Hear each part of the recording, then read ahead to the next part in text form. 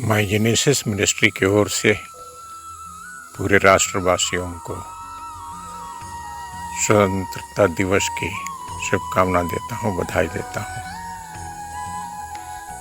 जीवन एक अद्भुत महिमा से वर्णित ईश्वर की सृष्टि है और इस सृष्टि में स्वतंत्रता सबसे ऊंचा स्थान रखता है। पृथ्वी के इतिहास में इस बात की लड़ाई हुई है, इस बात के लिए आंदोलन हुए हैं और इसके ऊपर समाज ने विजय प्राप्त भी कर ली है। आज के दिन में जब हम अपने राष्ट्र की स्वतंत्रता की बात करते हैं, हमारे जीवन में न केवल उत्सव मनाने की एक दिन समय है, परंतु जीवन के हर पल में इसके अनुभव की जरूरी है, जो हमें अपनी जवाबदेही को, जो हमें अपने विश्वास रूपी धन को, जो हमें अपने भविष्य की आने वाली पीढ़ी के लिए सोचने का, काम करने की प्रेरणा देती है।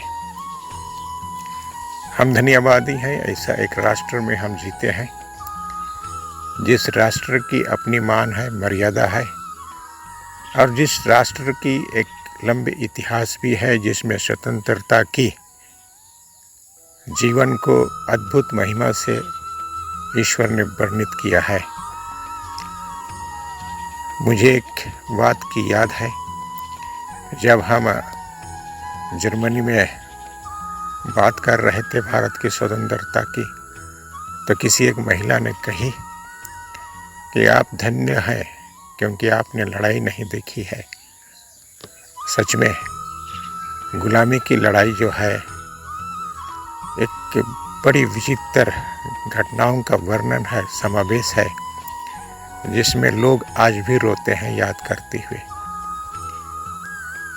हमारे जीवन में एक समस्या यही है कि हमने गुलामी नहीं देखी है, इसलिए स्वतंत्रता की समझ हमारे जीवन में सिर्फ एक दिन के उत्सव के रूप में हम मनन करते हैं।